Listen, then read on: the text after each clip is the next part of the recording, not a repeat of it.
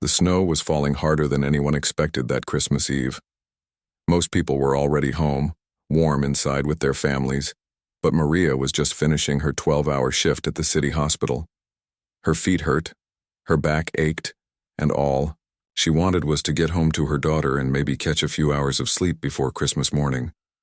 As she walked down Pine Street toward the bus stop, Maria pulled her thin jacket tighter around her shoulders. The cold wind cut right through the fabric, but she kept walking. Money was tight, especially around the holidays, and taking the bus saved her the gas money she needed for groceries. That's when she saw him. An old man sat alone on the wooden bench outside Miller's Park. Snow had gathered on his shoulders and the top of his gray hair, but he didn't seem to notice. He just stared straight ahead, holding something small in his hands. At first, Maria thought maybe he was waiting for someone, but as she got closer, she could see that wasn't the case.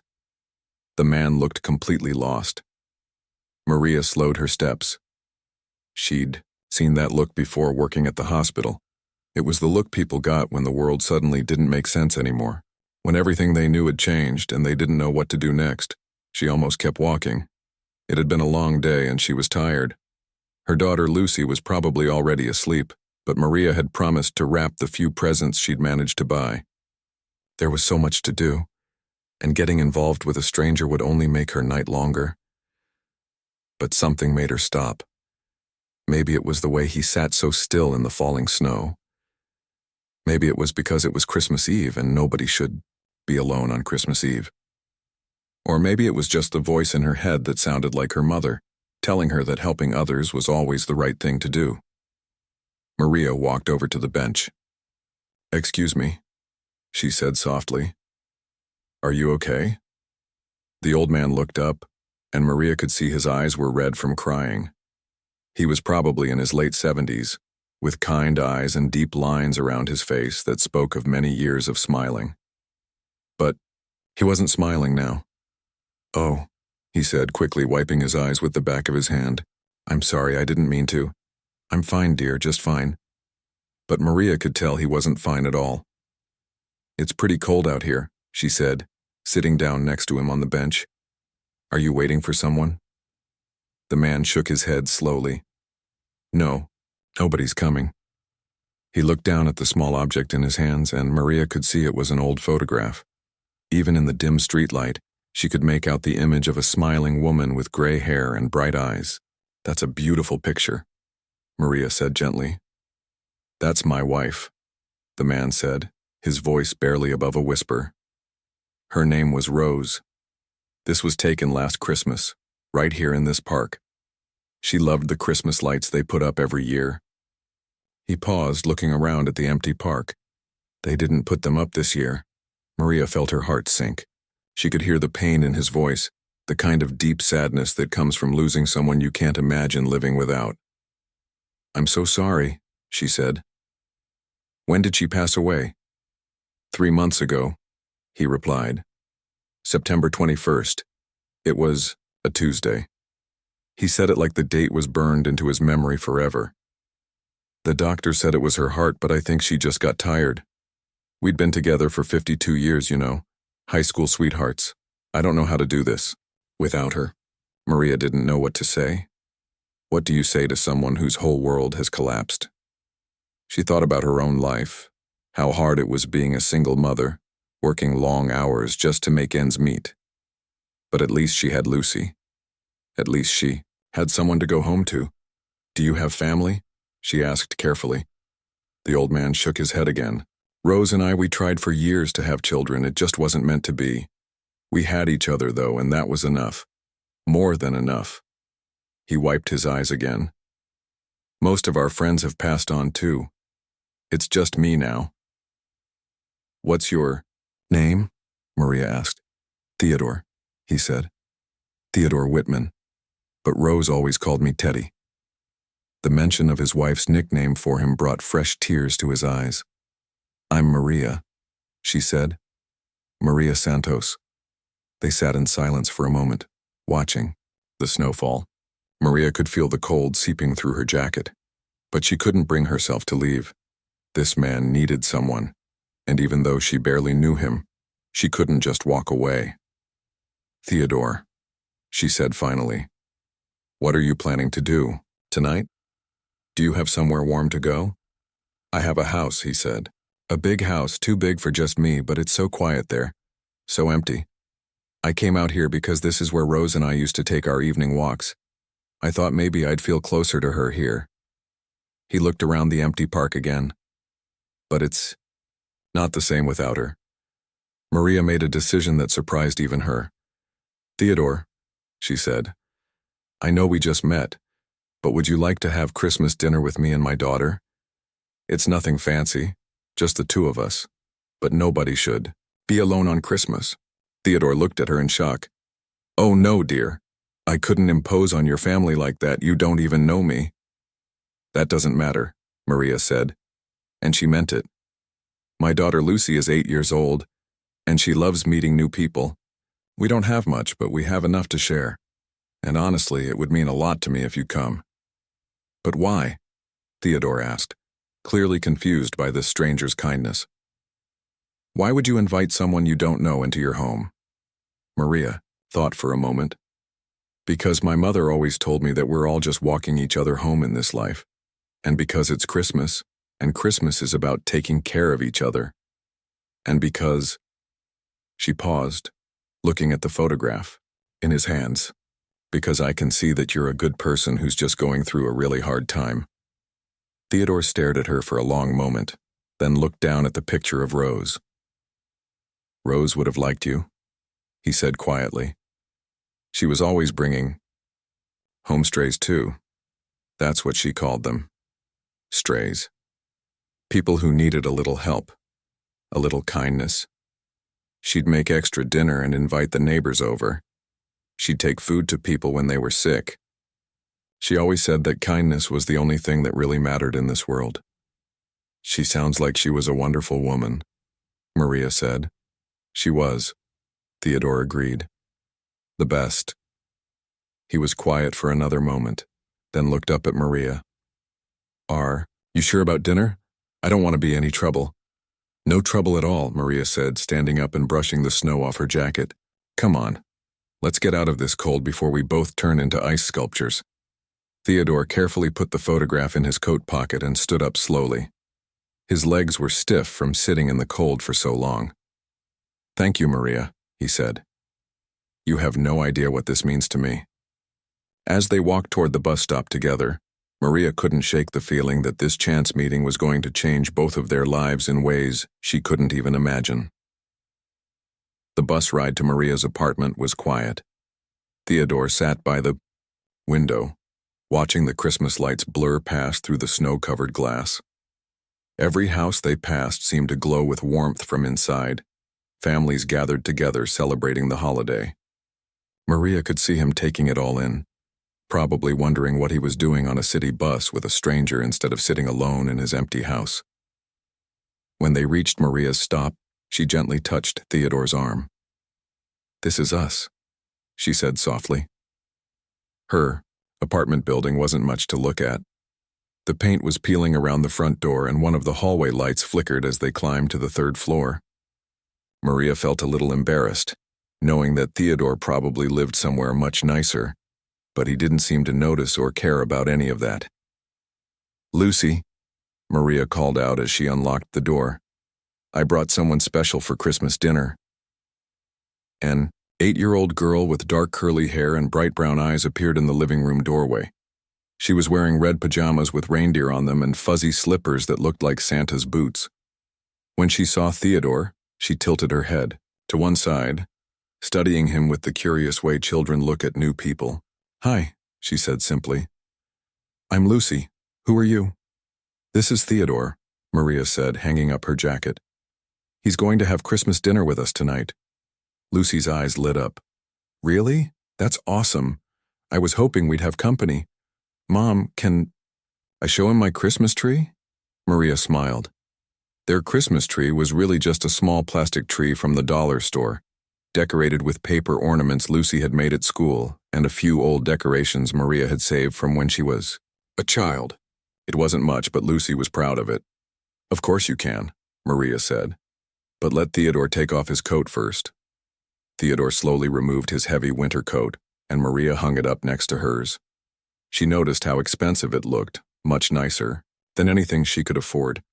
But Theodore didn't act like someone who thought he was better than them. He just seemed grateful to be somewhere warm and welcoming.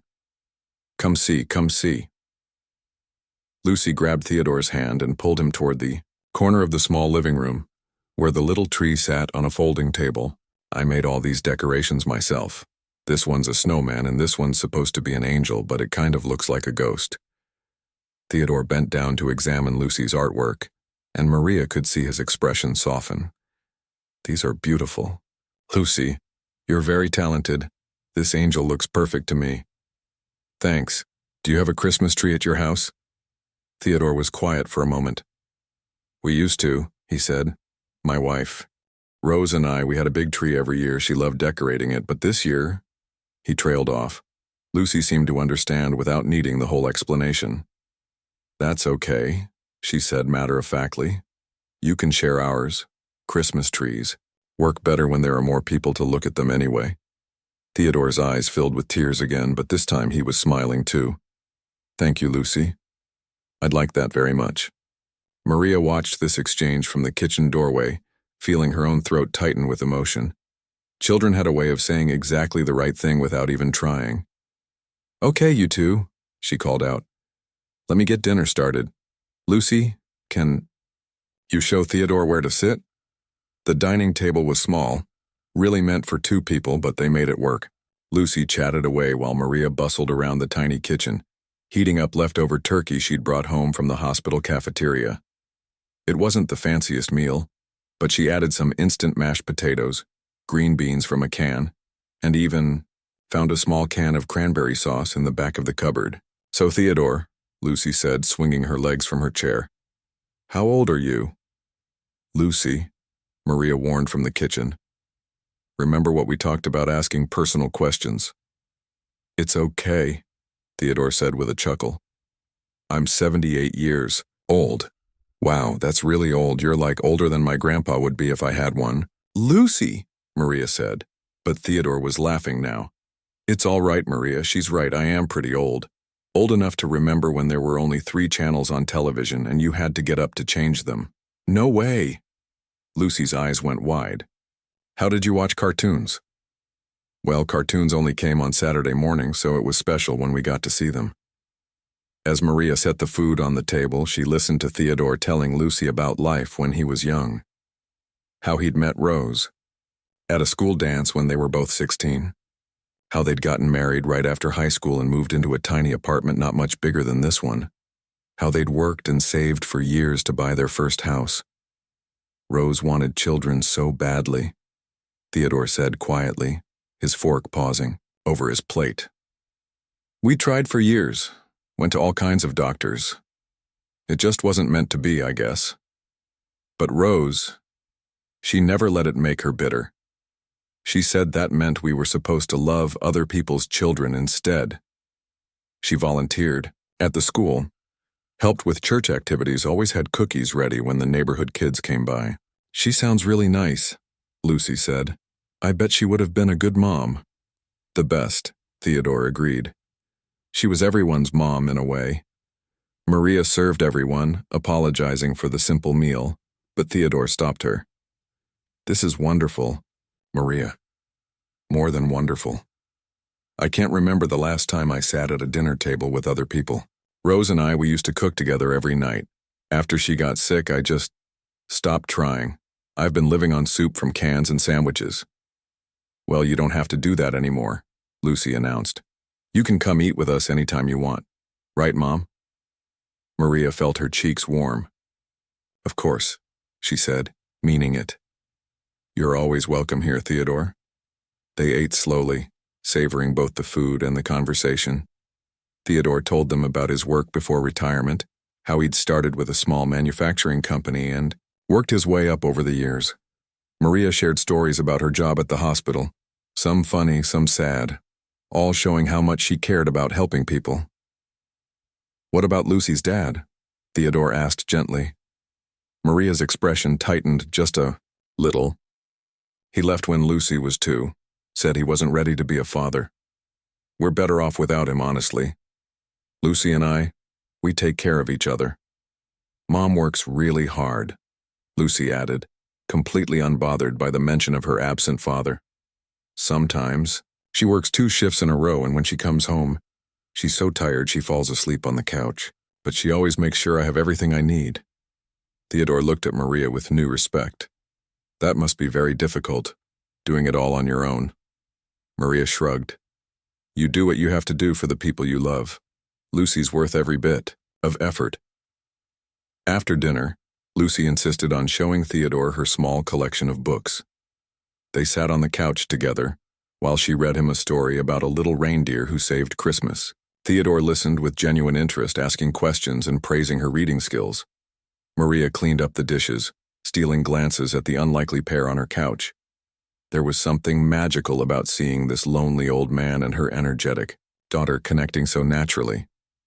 Lucy had always been good with people, but there was something special happening here. When the story was finished, Lucy yawned widely. It's past my bedtime, she announced. But it's Christmas Eve, so I get to stay up a little longer. Maybe just a little longer, Maria agreed. But Santa won't come if you're not asleep. Lucy turned to Theodore. Do you believe in Santa? Theodore considered this seriously. I believe in the magic of Christmas, he said finally. I believe that sometimes when we need it most, something wonderful happens. Like meeting your mother tonight and getting to have dinner with both of you.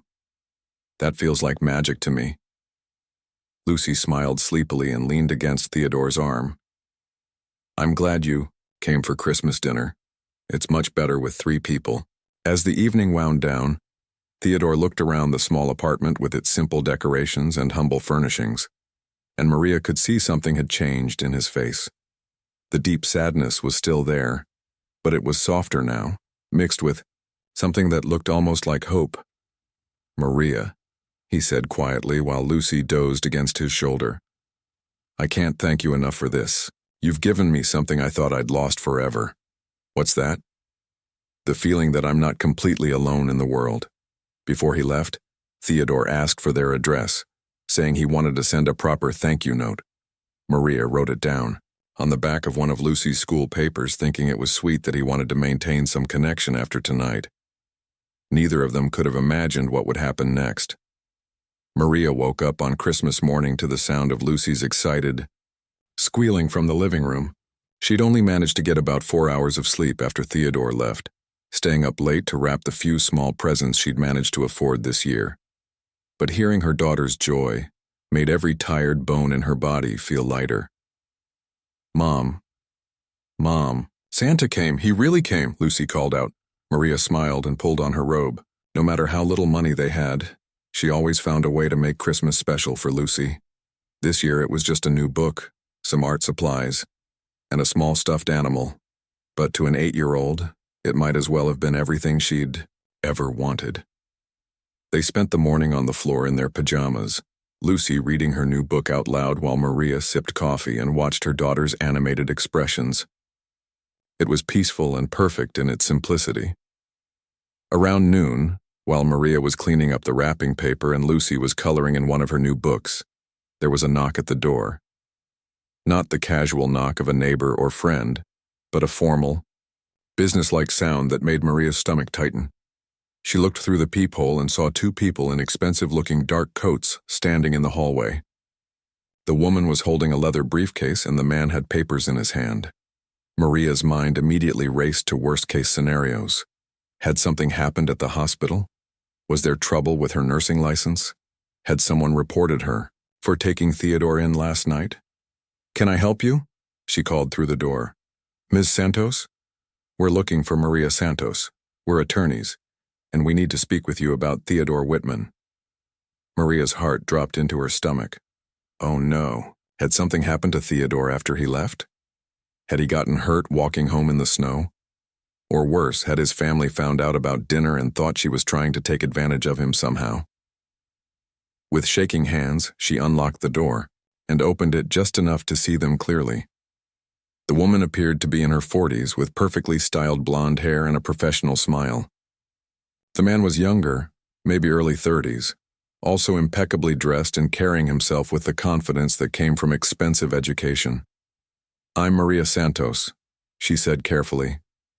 "Is Theodore okay? Did something happen to him?" "Mr. Whitman is fine," the woman said reassuringly. "My name is Catherine Walsh, and this is my colleague David Chen. We're from Walsh, Chen and Associates. May we come in? We have some things we need to discuss with you." Maria hesitated. Everything about this felt wrong. Normal people didn't have lawyers show up at their door on Christmas morning. Normal people didn't need legal representation just for inviting a lonely old man to dinner. "What kind of things?" she asked, still not opening the door all the way. "Things related to your meeting with Mr. Whitman yesterday evening," David said gently. "I promise you, Ms. Santos, you're not in any trouble. Actually, quite the opposite, but we really do need to talk." Lucy appeared at Maria's side, curious about the visitors. "Mom, who are they?" "Business people, sweetheart. Why don't you go finish your coloring book while I talk to them?" But Lucy stayed close, sensing her mother's nervousness. Maria made a quick decision. If these people wanted to cause problems, they'd find a way regardless. And if Theodore was really okay, then maybe this was something else entirely. "All right," she said, opening the door. "But I don't understand what this is about." Catherine and David stepped into the small apartment, and Maria old see them taking in the modest surroundings. The dollar store Christmas tree, the secondhand furniture, the general simplicity of everything. But they didn't look judgmental, just observant. "Please sit down," Maria said, gesturing to the couch. "Can I get you coffee or something?" "That's very kind, but we're fine," Catherine said, settling onto the couch with her briefcase balanced on her knees. "Mrs. Santos, what we're about to tell you might come as quite a shock." Maria sat down across from them. Lucy pressed close to her side. "You're scaring me. What's going on?" David leaned forward slightly. "First, let me assure you again that Mr. Whitman is perfectly well. In fact, he's the one who asked us to come here today. He called our office at 7 this morning with very specific instructions." "Instructions about what?" Catherine opened her briefcase and pulled out a thick folder. "Mrs. Santos, how much do you know about Theodore Whitman?" "Not much," Maria admitted. "He told me he was married for 52 years, that his wife Rose passed away recently, and that he's been very lonely. He seemed like a kind man who was going through a terrible time." "Why?" The two lawyers exchanged a look. Catherine spoke carefully. "Theodore Whitman is not just any retiree, Ms. Santos. He's Theodore Whitman III, heir to Whitman Industries. Are you familiar with that company?" Maria shook her head. She'd never heard of it. "Whitman Industries is one of the largest privately held manufacturing companies in the country," David explained. "They make everything from automotive parts to medical equipment. The company has been in Theodore's family for 3 generations. I still don't understand what this has to do with me," Maria said, though a strange feeling was growing in her stomach. "Mr. Whitman is worth approximately $320 million, Catherine said quietly. The room went completely silent. Maria stared at them, certain she'd misheard. "I'm sorry, what did you say?" $320 million, David repeated. "He's one of the wealthiest individuals in the state, and last night, a complete stranger invited him into her home and treated him with more kindness than he'd experienced in months." Maria felt dizzy. The old man in the worn coat, sitting alone on the park bench, eating instant mashed potatoes, at her tiny table, was worth hundreds of millions of dollars. "That's impossible," she said weakly. He was just a sad old man who missed his wife. He couldn't be." "He absolutely is," Catherine said gently. "And he was deeply moved by your generosity. He told us that you reminded him of his late wife Rose, who always believed in helping others. He said last night was the first time he'd felt any joy since she passed away." Lucy spoke up for the first time. "Is Theodore really, really rich?" "Yes, sweetheart, he is," David said, with a small smile. "But he seems so normal," Lucy said, confused. "Rich people on TV are always mean and stuck up." Theodore was nice. He liked my Christmas tree. Catherine's expression softened. From what Mr. Whitman told us, you and your mother showed him exactly the kind of kindness his wife would have approved of, and that means everything to him. I still don't understand why you're here, Maria said, her voice barely above a whisper. I didn't know who he was. I just saw someone who needed help. That's exactly why we're here, Catherine said, opening the folder in her lap. Mr. Whitman wants to do something for you and Lucy. Something significant. What do you mean, something significant? David pulled out a document and set it on the coffee table. Mr. Whitman spent the entire night thinking about your act of kindness. He said it reminded him that there are still good people in the world, people like his wife Rose, who help others without expecting anything in return. We don't want anything from him, Maria said quickly. I invited him to dinner because it was the right thing to do, not because I wanted something. We know that, Catherine said, and that's exactly why he wants to help you. Maria's hands were shaking now. Help me how? Mr. Whitman has instructed us to set up an educational trust fund for Lucy, David said. A fund that will cover all of her educational expenses from now through graduate school, if she chooses to pursue it. How much? Maria whispered. Catherine looked down at the papers. $2.5 million. The room started spinning. Maria gripped the arm of her chair, trying to process what she'd just heard. $2.5 million. For Lucy's education. Because she'd offered dinner to a stranger. Mom? Lucy said, tugging on her arm. Are you okay? You look really pale. Maria started, then stopped. She couldn't form words. There's more, David said gently. More? Maria's voice cracked. Mr. Whitman also wants to establish a charitable foundation in his wife's memory. A foundation that will help elderly people who have lost spouses, making sure they don't have to spend holidays alone. He wants you to run it. Me? But I don't know anything about running a foundation. You know about caring for people, Catherine said. That's the most important qualification. And of course you'd receive a salary for managing the foundation, a substantial one. Maria put her head in her hands. This couldn't be real. Things like this didn't happen to people like her. She was a single mother who worked double shifts just to pay rent. She clipped coupons and bought generic groceries and worried about every unexpected expense.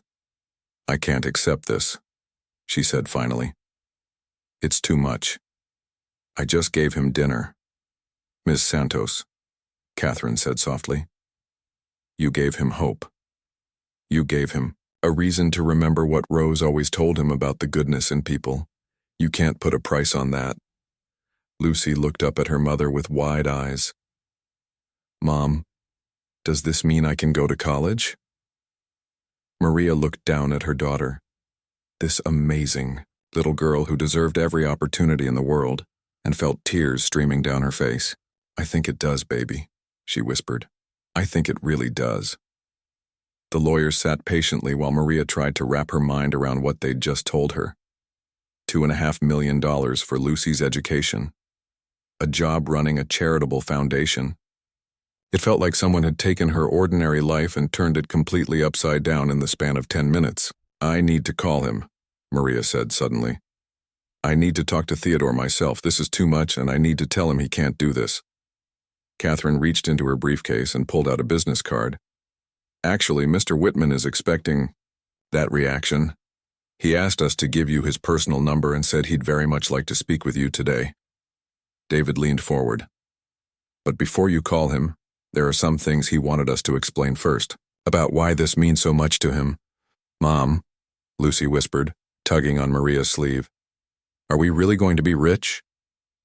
I don't know, sweetheart, Maria said honestly. This is all very confusing right now. Catherine opened another folder and pulled out several photographs.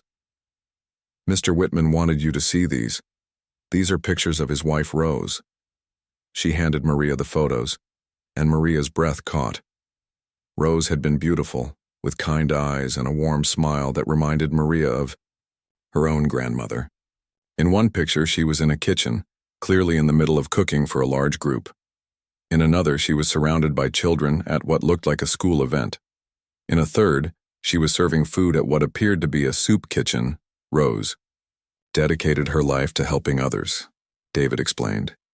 Even though she and Theodore never had children of their own, she spent decades volunteering with kids' programs, organizing charity drives, and making sure that anyone in their community who needed help got it. When Rose got sick, Catherine continued, Theodore threw himself into taking care of her. He stepped back from the company, spent every moment by her side. After she passed away, he just stopped going out, stopped seeing people, stopped doing all the charitable work they used to do together. Maria studied the photographs, seeing the joy and purpose in Rose's face. She looks like she was an amazing person. She was, David said. And according to Theodore, you reminded him of her. Not just your kindness, but the way you didn't hesitate to help someone who needed it. The way you made him feel like family even though you'd just met. Lucy climbed up onto the couch next to Maria to look at the pictures. She's pretty. She looks nice. Mr. Whitman said that Rose always believed that kindness created ripples, Catherine explained. That one act of goodness would inspire another, and another, until it touched more lives than you could ever imagine. Last night you started a ripple that reminded him of his wife's legacy. But I still don't understand why he wants to give us so much money, Maria said. What I did wasn't special. Anyone would have done the same thing. The lawyers exchanged a look. Ms. Santos, David said gently, how many people do you think walked past that park bench before you did? Maria thought about it. Pine Street was a busy road, and it had been snowing for hours before she found Theodore. Probably a lot. Probably dozens, Catherine agreed. And how many of them stopped to check on an elderly man sitting alone in the snow? Just me, I guess. Exactly. Just you. Theodore told us he'd been sitting there for over 2 hours. He was cold, sad, and completely alone on Christmas Eve. And then you came along.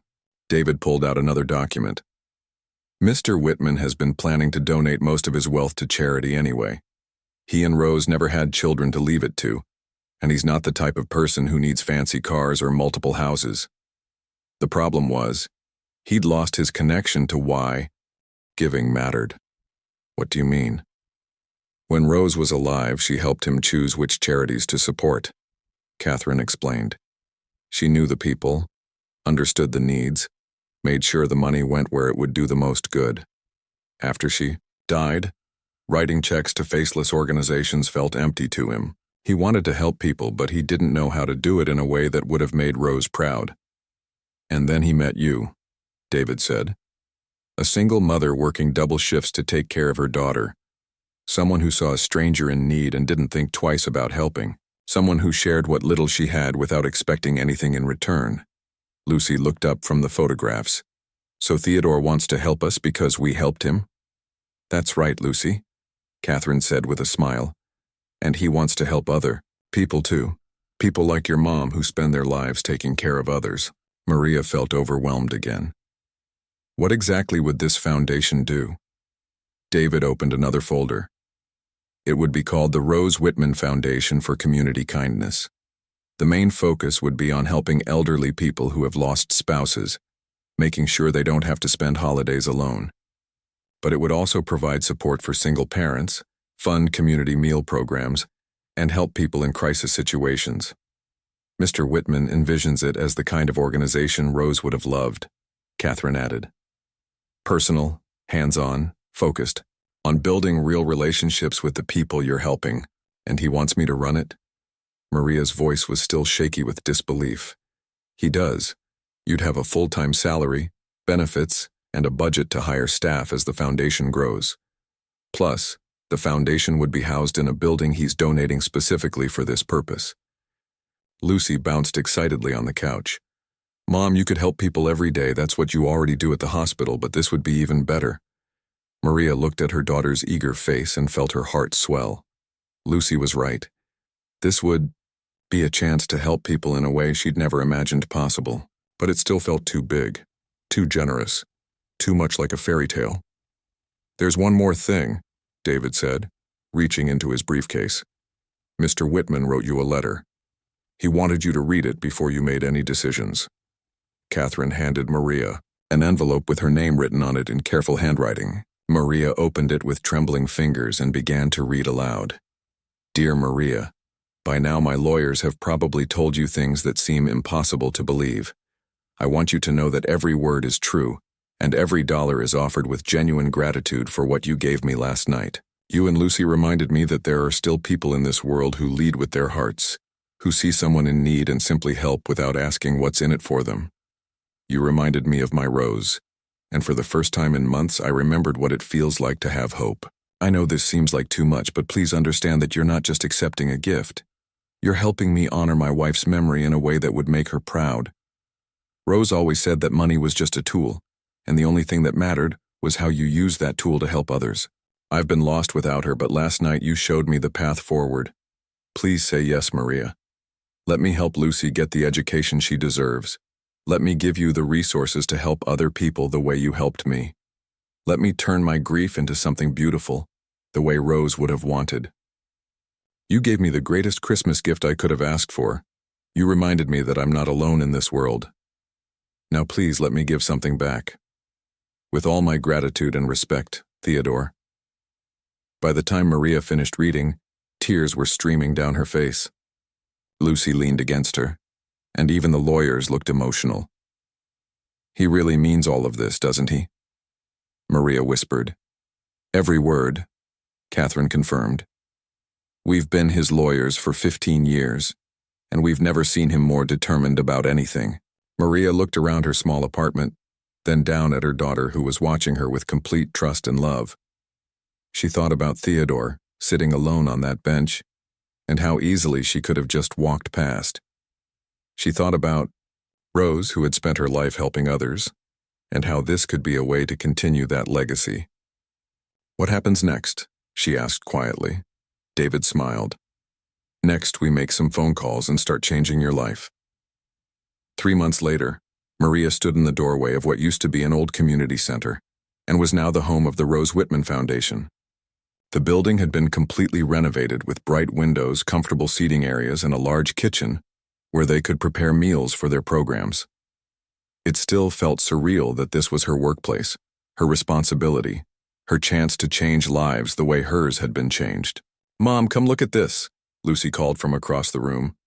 She was kneeling next to Theodore, both of them bent over a large piece of paper spread out on the floor. They'd been planning the layout for the foundation's first big event, a Christmas dinner for elderly people who had lost their spouses. Maria walked over to see what they were working on. In the 3 months since that life-changing Christmas morning, Theodore had become like family. He came by the foundation almost every day, sometimes to help with planning, sometimes just to sit and talk. Lucy had started calling him Grandpa Ted, and he'd never looked happier than when she said it. We think we can fit tables for 200 people, Theodore said, pointing to different areas on their hand-drawn map. And if we set up the serving line here, volunteers can help people who have trouble walking. Plus, Lucy added excitedly, we're going to have live music. Mrs. Chen from down the street said her church choir would come sing Christmas carols. Maria smiled, watching them work together. Theodore had changed so much since that snowy Christmas Eve. The deep sadness was still there when he talked about Rose, but it was mixed with purpose now, with joy in what they were building together. And Lucy had blossomed too, more confident and excited about the future, now that she knew college was no longer just a distant dream, but a certainty. It sounds perfect, Maria said, sitting down on the floor with them. How many people have signed up so far? 68, Theodore said proudly. And we still have 2 weeks to go. I think we're going to fill every seat. The phone rang across the room, and Maria got up to answer it. These calls came in every day now. People who'd heard about the foundation and wanted help or wanted to volunteer, or just wanted to share their stories. Today it was Mrs. Patterson, an 80-year-old woman whose husband had died 6 months ago. I heard about your Christmas dinner, Mrs. Patterson said, her voice shaky. I was wondering if there might still be room for one more. This will be my first Christmas without Harold, and I just don't think I can bear to spend it alone. Of course there's room, Maria said warmly. We'd love to have you join us, and if you'd like, we have volunteers who can pick you up and bring you here. Really? You'd do that? Absolutely. That's what we're here for. After she hung up, Maria updated their list. Mrs. Patterson would be number 69. Each name represented someone who wouldn't have to spend Christmas alone, someone who would have a warm meal and friendly conversation, and the reminder that they still mattered to the world. Good news?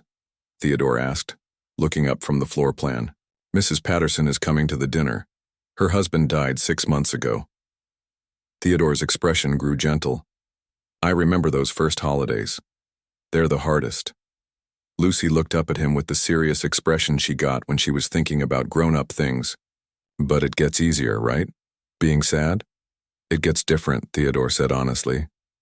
You never stop missing the person you loved, but you learn to carry that love in a way that doesn't hurt as much. And you find new people to care about. He smiled at Lucy and Maria. People who help you remember that life is still worth living. The front door chimed and Maria looked up to see David Chen, one of the lawyers who'd first come to her apartment. He'd become not just Theodore's legal advisor, but a friend to all of them, helping navigate the complexities of setting up and running the foundation. Perfect timing, David said, setting down his briefcase. I have the final paperwork for the scholarship program. Lucy's eyes lit up. My college money? Your college money, David confirmed with a smile. Everything's official now. The trust fund is set up and it'll grow with interest until you're ready to use it. By the time you graduate high school, there'll be enough for any college you want to attend.